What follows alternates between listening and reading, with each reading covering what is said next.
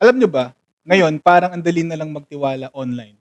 Ang daming ads, videos at posts na nagsasabing guaranteed profit o may AI bot trades for me while I sleep.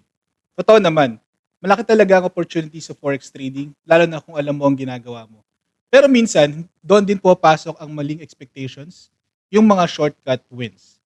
Kaya sa episode na to, pag-uusapan natin kung paano mo malalaman kung totoo o hindi ang mga nakikita mo online at paano ka makakaiwas sa mga scam o fake traders.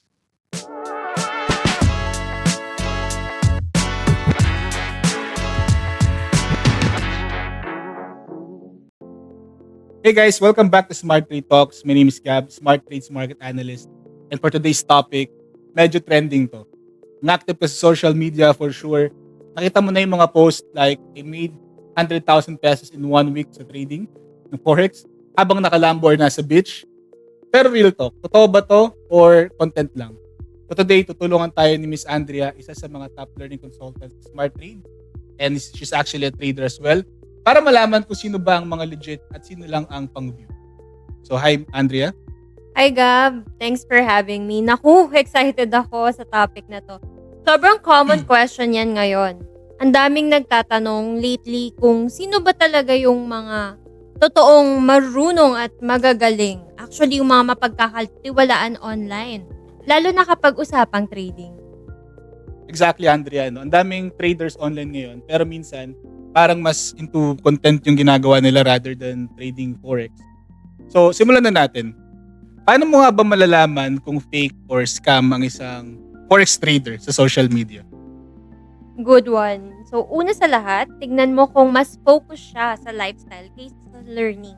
Mhm. Kung puro picture ng kotse, luxury cars, or a watch, or profit screenshots, pero walang explanation kung paano niya nakuha yun. Correct. So, red flag yun. Marami rin ako na-notice na ganyan Yes. recently. Right Andrea, no? Parang puro resulta, walang proseso. Exactly, Gab. Tapos kapag may nagsasabing guaranteed profit daw, or sure win to, wala pong ganun sa Forex. Right. Diba, Gab? In Forex, walang guaranteed po.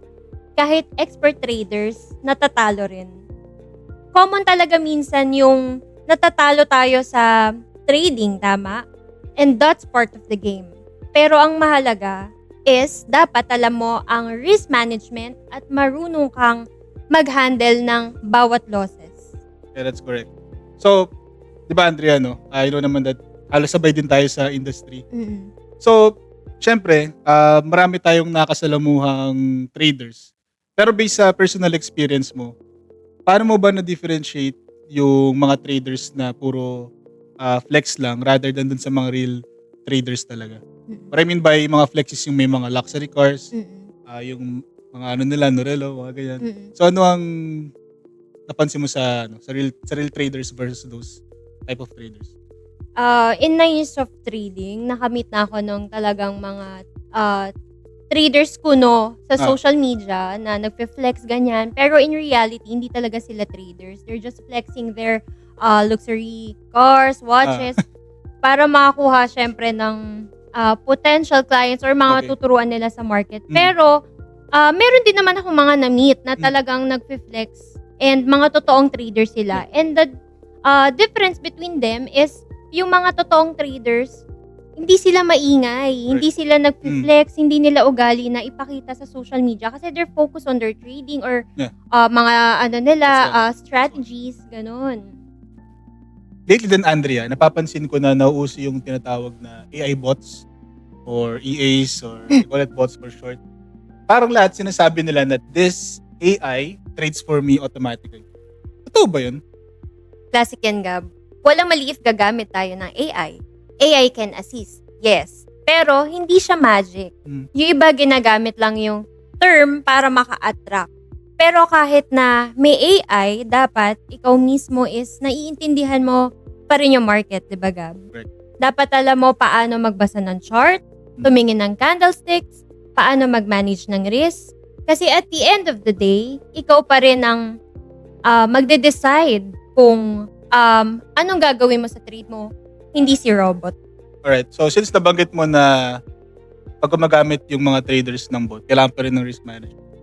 So, based sa years of experience mo, for sure meron ka nang na-meet na gumagamit ng robots. But ikaw personally, nakagamit ka ba ng bots na Ah, pinag-uusapan natin mm. today? Personally, hindi pa ako nakagamit, Gab. Pero may mga kilala ko na they're using bot in trading. Okay.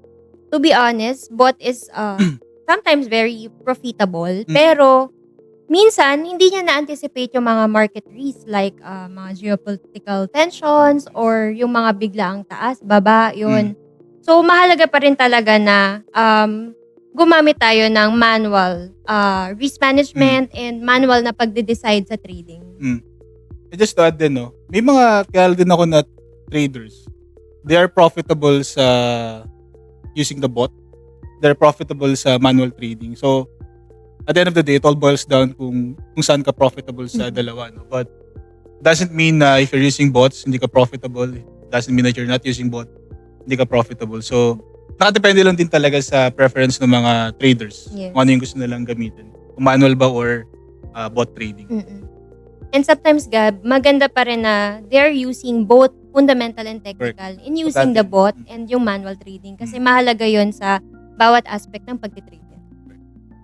So, maganda yung point na sinabi mo, Andrea. No? But like what we always say sa Smart Trade, Forex is not luck, but it's learning.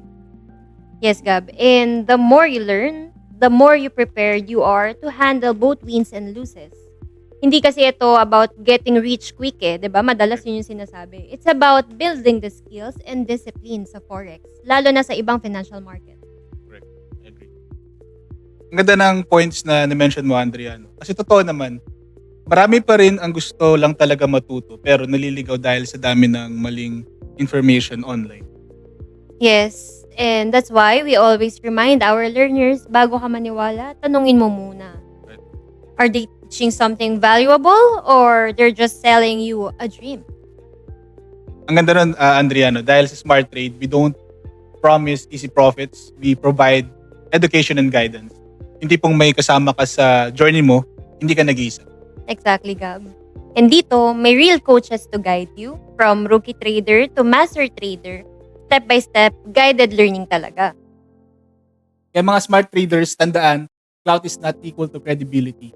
Don't chase trend, chase understanding. If you want to start learning the right way, join our Forex Master Series. Libre po yan and guided by real coaches. Yes, tama. Let's learn first, then trade smart. Kasi sa dulo, knowledge ang tunay na puhunan. Alright guys, that's it for today's Smart Trade Talks.